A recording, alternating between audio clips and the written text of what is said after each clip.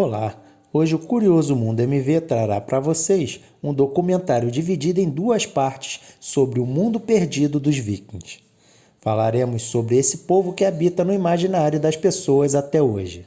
Então já deixe o seu like e compartilhe esse vídeo para que mais pessoas possam aprender, assim como você, sobre esse povo tão falado. E bora pro vídeo! E no final do século VIII, uma onda de violência aterrorizou os moradores da costa norte da Europa. Ataques vikings e eles saqueavam e matavam. E a cada ataque os rumores aumentavam e foi como se as portas do inferno tivessem sido abertas. Seus líderes foram lendas vivas: Daivar, o Sem Ossos, Eric o Vermelho e Harold o Dente Azul. Homens cuja fama veio da brutalidade. Nossos pesquisadores vão investigar o mundo em que viveram e revelar uma imagem de uma cultura sangrenta e muito avançada. E eles vão reconstruir a fortaleza de Harold, o Dente Azul, o primeiro rei dos vikings. Encontrarão sinais ocultos de uma cidade guerreira sobre ruas modernas e vão examinar também a tecnologia que deu uma enorme vantagem aos vikings. Com esses barcos, os vikings puderam retraçar um mapa da Europa. Barcos como esses levavam exploradores vikings como Eric Vermelho, Leif Erikson, onde ninguém ainda foram.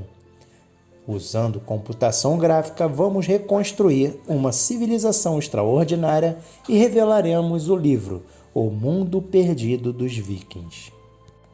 Mundo Perdido, os Vikings. Assassinos, bandidos, bárbaros, pagãos. Embora a cultura viking tenha morrido há mais de 1000 anos, sua reputação permanece. Os pesquisadores Jonathan Foyle e Helena Hammerall querem descobrir a verdade sobre esses guerreiros e seu mundo. Helena Hammerall é uma arqueóloga de Oxford e estuda culturas europeias antigas. Um dos mistérios genuínos sobre esse período é o motivo de que os vikings surgiram, o que os levou a atacar e também a colonizar de forma que fizeram. Jonathan Foyle é um historiador de arquitetura que estuda construções para entender as culturas que as erigiram. Parte da experiência viking é viver com materiais brutos, a terra e o fogo, o vento e a água, e se viam a integração com os elementos. Os historiadores sabem bem a data de início da campanha viking de terror, 793 depois de Cristo. E tudo começou com um ato de sacrilégio. O Jonathan viajou para Lindisfarne, na costa norte da Inglaterra. Havia um monastério aqui, na época que era dos santuários mais sagrados da cristandade. Nós herdamos uma imagem dos vikings como sendo piratas sedentos de sangue, e essa reputação surgiu aqui em Lindisfarne. As notícias do ataque viking espalharam-se depressa pela Europa. Richard Oran explica: este foi o primeiro ataque a um centro muito importante. Esse foi o lugar em que um ataque aconteceu pela primeira vez, e psicologicamente foi o ataque que levou as pessoas a acreditarem que o apocalipse chegara. O ataque foi uma surpresa. Ninguém sabia dos vikings até os barcos surgirem no horizonte. Os monges do monastério não podiam acreditar que alguém pensaria em atacar o seu santuário. Mas como Jonathan descobriu, os vikings sabiam exatamente o que faziam. O que havia aqui para os vikings? Saque, objetos valiosos, pequenos objetos de metal e coisas assim. Mas eles também queriam escravos, que eram uma cara mercadoria. O mosteiro era famoso pelas relíquias e tesouros. A sua forma de proteção era a fé. Acreditavam que ninguém ousaria violar o solo sagrado. Eles não tinham defesa, era um mosteiro, mas eles deviam ter uma muralha ou coisa assim ao redor do mosteiro, algo como isso aqui. Tinham sim um muro que circundava todo o local.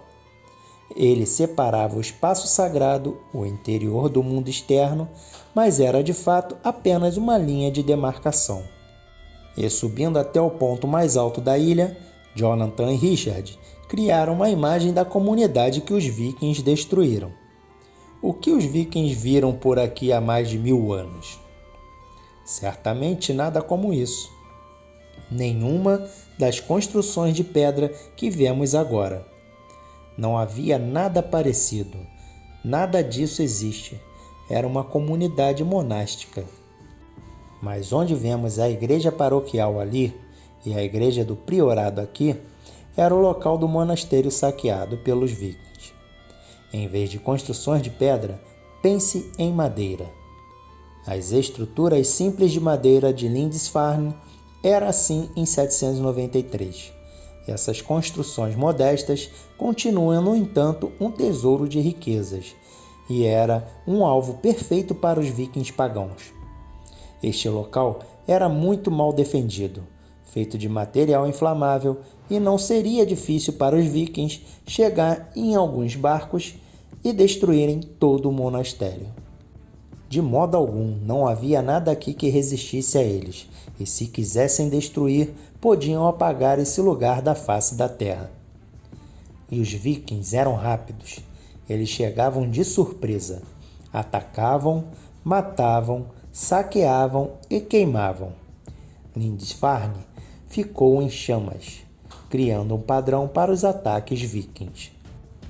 O monge Altoink estava na corte do imperador na Europa e escreveu cartas de condolência. Ele soubera das coisas terríveis que aconteceram aqui e, basicamente, elas foram colocadas por escrito, e isso marcou para sempre como um grande evento. E o que eles pensaram sobre esses estranhos cabeludos que provocaram tantos danos? Devem ter ficado atônitos. Basicamente, eles o consideraram como as tropas do anticristo. Esse era um exército pagão que matava a homens de Deus. Eram totalmente bárbaros, assassinos, cruéis e sanguinários. E o ataque a Lindisfarne foi o primeiro de muitos? Mas de onde vieram os vikings? Para onde levavam os despojos? A arqueóloga Helena Hemmerl foi a Estocolmo, na Suécia, na trilha das relíquias cristãs saqueadas em Lindisfarne. Ela queria informações sobre a terra dos vikings e sobre sua cultura. No Museu Nacional, Helena encontrou-se com o curador Kent Anderson para ver as peças. Nós temos muitos objetos do mundo árabe e objetos do oeste europeu. Como chegaram à Suécia? Como temos objetos únicos e com eles vêm de um contexto muito especial como uma igreja, um mosteiro ou algo assim, então achamos que tenha sido por saque. Esse também é um objeto único, que deve ser resultado de saque. Ele parece muito com o símbolo do bastão episcopal. Sim, é assim. Então podemos imaginar que um pobre bispo irlandês foi atacado e seu bastão foi roubado. Sim, como um tipo de souvenir. Este símbolo sagrado da autoridade episcopal contrasta com os outros objetos do mundo viking. As espadas são os objetos mais valorizados pelos museus. A arma viking de mais prestígio era a espada longa, cuja lâmina valia 16 vacas leiteiras. O guerreiro que a possuía tinha status elevado. No museu, Kent mostrou a Helena achados arqueológicos desconcertantes, que indicam sacrifícios animais e humanos. Isso é parte de um crânio e de esqueletos de um túmulo que continham 3 indivíduos, 2 deles com as cabeças cortadas. Isso deve ter sido um sacrifício humano. E como sabemos que eles foram sacrificados? Isso pode ser visto nos ossos realmente. O que é isso? Marcas de corte. Estou vendo, meu Deus! E sacrifícios humanos seriam uma prática chocante para o mundo cristão antigo. Isso obviamente sugere um outro tipo de ideologia e divisão do mundo. E por que isso ocorreu? Eles eram criminosos? O que eles fizeram de errado? Estavam sendo punidos? Não, eu acho que não. Essa era a melhor oferenda que você fazia aos deuses.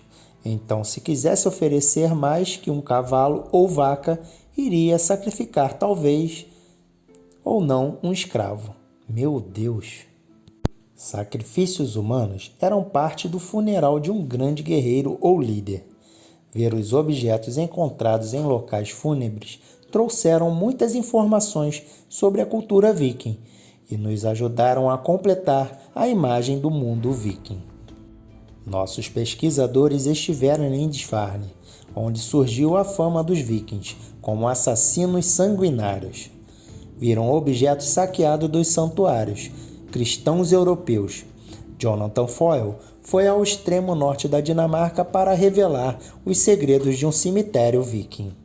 E ele foi ao sítio de Lindholm, e no final do século XIX, arqueólogos escavaram 4 metros de areia e acharam túmulos muito bem preservados. O especialista local, Lars Christian Norba, foi o guia. Mas este é um sítio impressionante. Fica no alto de uma colina, então é o lugar perfeito para ser enterrado. As pessoas aqui eram de uma aldeia comum. O local foi preservado pelas dunas de areia, que chegavam a 4 metros de altura aqui, que dão o dobro da minha altura de areia e cobrindo tudo. O mais intrigante nesse sítio é que o estranho padrão em que as pedras foram colocadas. Círculos, triângulos, formato de navios. Essas pedras parecem um amontoado à primeira vista. É como se fosse um Stonehenge, mas elas têm uma ordem, não tem? Sim, o triângulo é um homem, as formas redondas são mulheres e os barcos também são homens. E é claro que sabemos isso pelos artefatos que estavam com eles nos túmulos. Aqui tem um com a forma de um barco. Essa aqui é muito grande, não é? Se eu estivesse enterrado aqui, acho que não iria ocupar tanto espaço, não? Sim, pois você seria cremado e ocuparia menos espaço do que agora. A pira funeral viking era uma plataforma de madeira sobre 4 postes, com o cadáver no alto. Embaixo dela eram colocados os galhos sobre suporte de madeira. A estrutura queimava com calor intenso. Depois da cremação, os restos calcinados e as oferendas dos deuses eram enterrados e circundados com pedras. Em Estocolmo, Helena examinou algumas oferendas achadas em túmulos vikings. Uma delas é inesperada. O que mais temos aqui? Nós temos alguns broches e também temos o Buda. Um Buda? Eu não esperaria encontrar um Buda na Suécia. E o que ele faz aqui? Esse é um achado muito raro. Foi produzido no norte da Índia e deve ter sido vendido. Os túmulos vikings têm itens de locais tão distantes quanto a América do Norte e a Índia. Como não há evidências históricas de ataques vikings a esses locais, os objetos devem ter chegado à Escandinávia por comércio. Parece que a rede de comércio viking cruzava o mundo, e isso sugere que eram mais sofisticados do que se supõe. Para saber mais, Helena foi até a ilha de Björkö, onde existiu Birka, uma cidade viking. Há 1.200 anos atrás, ela era um importante porto na costa do Báltico. Helena encontrou Bjorn Ambrosiani, diretor do projeto Birka e um dos maiores estudiosos dos vikings. Esta área tem clima úmido e as estruturas de madeira da cidade apodreceram há tempos, mas cobriu uma área equivalente a 30 campos de futebol. Usando as evidências arqueológicas, Bjorn reconstruiu uma delas. Então, esta é a área de armazenagem ou área de trabalho. E aqui dentro temos o espaço de moradia, como uma fornalha no chão e depois os bancos em que as pessoas dormiam. Trabalhavam e viviam por meses, a cada ano, durante o inverno. E quantas pessoas viviam aqui? De 6 a 8 indivíduos. Embora a aparência simples, essas casas eram revestidas com peles, lãs e tecidos, tornando possível a seus ocupantes suportar temperaturas abaixo de zero. Os artefatos encontrados em Birka mostram um lado oculto dos vikings, sua habilidade como artesãos. Que tipo de evidências vocês têm do trabalho com bronze? E que tipo de materiais acharam? Temos cerca de 25 mil peças como essa. Certo, temos uma peça de cerâmica queimada com alguns desenhos. Isso parece ter sido usado para fazer um belo broche de bronze ou um par de broches, que uma mulher usaria em suas roupas do dia a dia.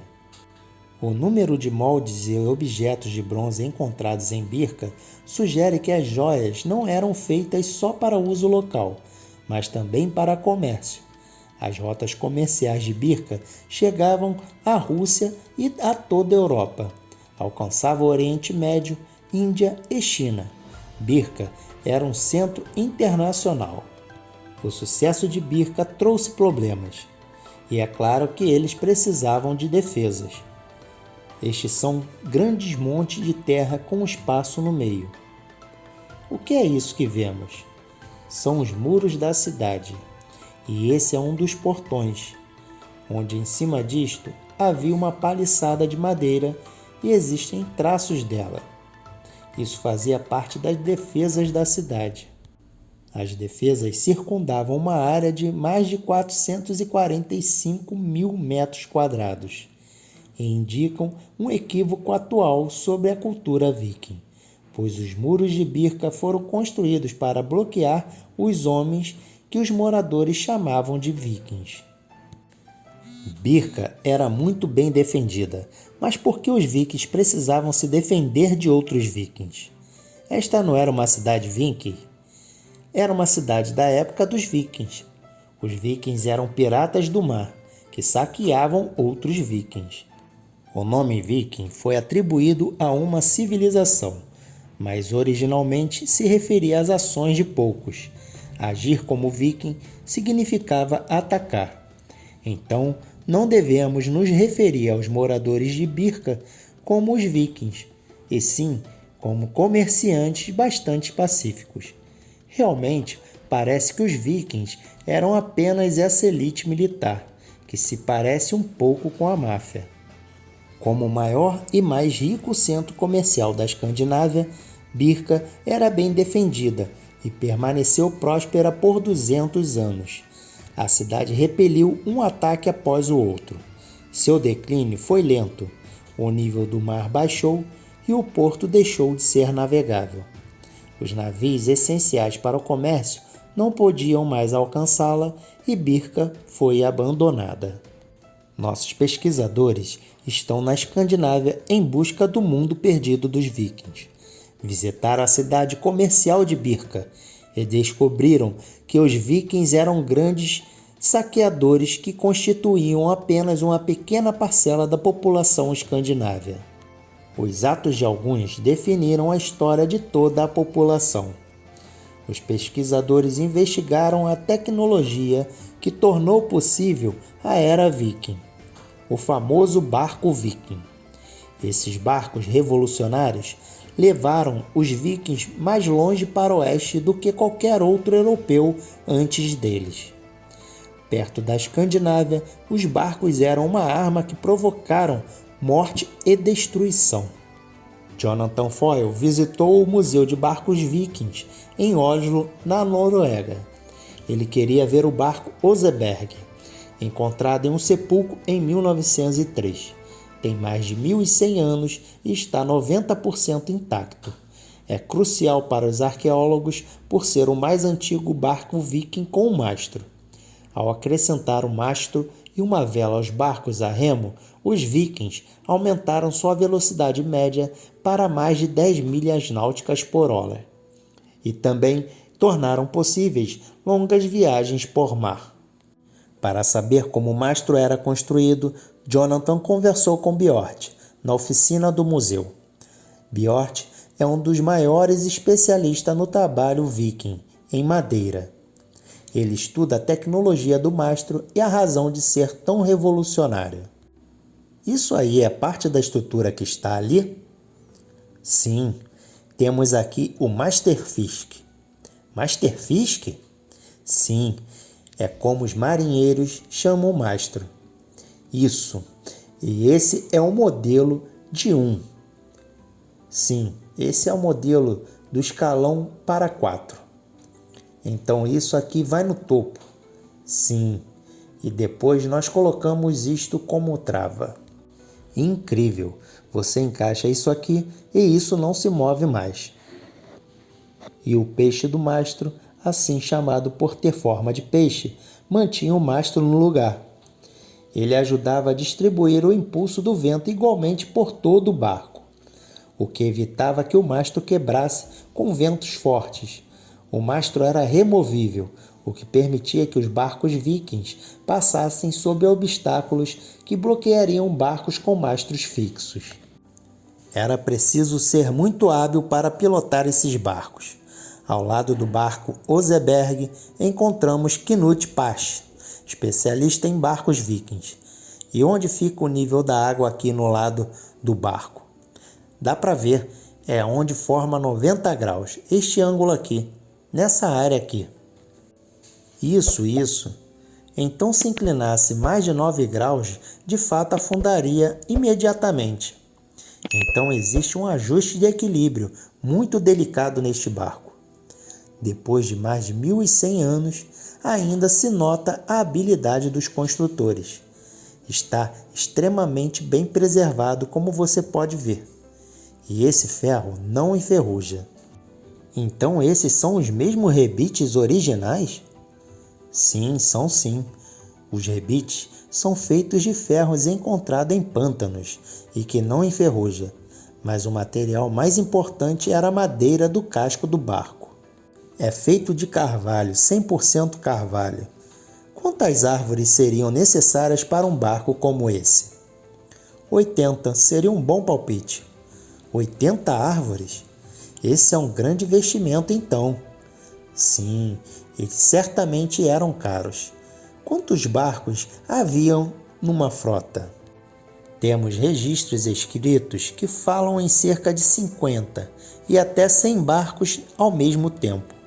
Então 80 árvores vezes 100. Estamos falando de 8.000 árvores e isso é um grande desmatamento.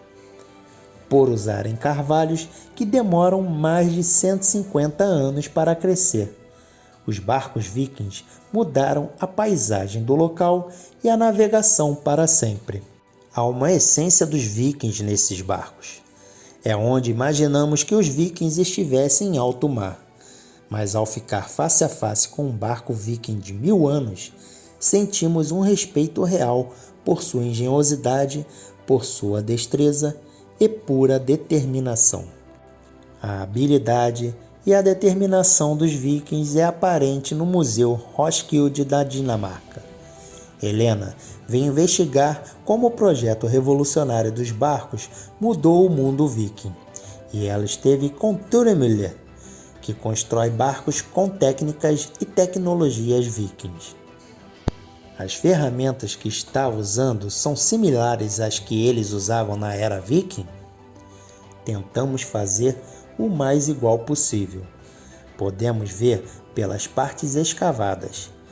Algumas vezes não conseguimos achar todas as ferramentas que vemos nas marcas do barco. Que sistemas de medida usavam? Sabemos o que usavam na era viking para fazer isso? Não sabemos. Existem muitas teorias, mas na construção de barcos tradicionais, a gente faz isso pondo ao lado. Sim, então usavam padrões? Sim. Quanto tempo se leva para construir um barco como este em que você está trabalhando? Levou 4 anos e meio com o trabalho de 5 homens. Mas eu acredito que eles provavelmente preferiram construir com muito mais gente do que isso. Sabe, uma equipe maior. Cada barco exigia muitos homens e recursos. Dentro do museu, que existem vários barcos vikings descobertos no fiord nos anos 60. Eles nos mostram mais detalhes do projeto Viking. Com Anton Englert, o curador do museu, Helena examinou vários barcos vikings. Este foi o auge da construção de barcos vikings. Décadas de experiências produziram uma forma quase perfeita. Este era um verdadeiro barco viking usado para aplicar a lei? Um grande escandinavo, o Homem de Guerra. Todos os barcos vikings, inclusive o Homem de Guerra, têm as mesmas características. Primeiro, a quilha e as vigas mestras eram presas da proa à popa. Vigas de sustentação apoiavam uma plataforma na qual ficava o peixe do mastro. As tábuas do barco eram superpostas verticalmente e presas com rebite. O barco tinha 3,5 metros de largura e 30 de comprimento. E por último, vinham os escudos de proteção, os remos, o leme, o mastro, o cordame e a vela. O Homem de Guerra levava de 70 a 80 vikings, e sempre havia 60 remando. Seu casco raso tornava possível a ir a qualquer lugar. Este barco tinha um casco de não mais de 3 pés ou 1 metro, e isso tornava possível navegar em qualquer rio da Europa. Então esses eram barcos muito flexíveis que podiam cruzar um oceano, subir e descer a costa, e também podiam navegar terra adentro. E poderia chamá-los de barcos anfíbios. Essa flexibilidade foi crucial para o seu sucesso, pois podiam atacar rio acima, longe da costa. Helena queria descobrir como era a vida a bordo, e Anton lhe mostrou uma das réplicas. Percebi que não foi construído pensando em conforto. Existe muito pouco espaço e nenhuma privacidade aqui para os 60, 70, 80 homens que poderiam estar a bordo. E os alimentos, bebidas, as provisões, onde a comida era guardada?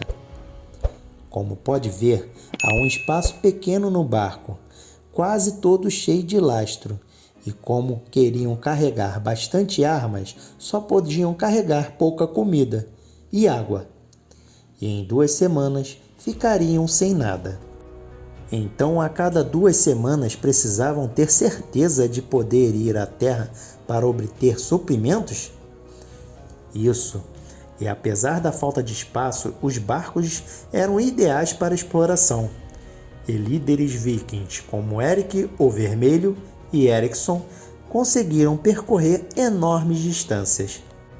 O alcance, a velocidade e a facilidade de manobra dos barcos vikings era uma clara vantagem. No século IX, os vikings pararam de saquear e passaram a invadir. Em 866, Aiva, o Sem Ossos, levou seus homens à Inglaterra, onde sua crueldade tornou-se lendária. E essa foi a primeira parte do documentário O Mundo Perdido dos Vikings.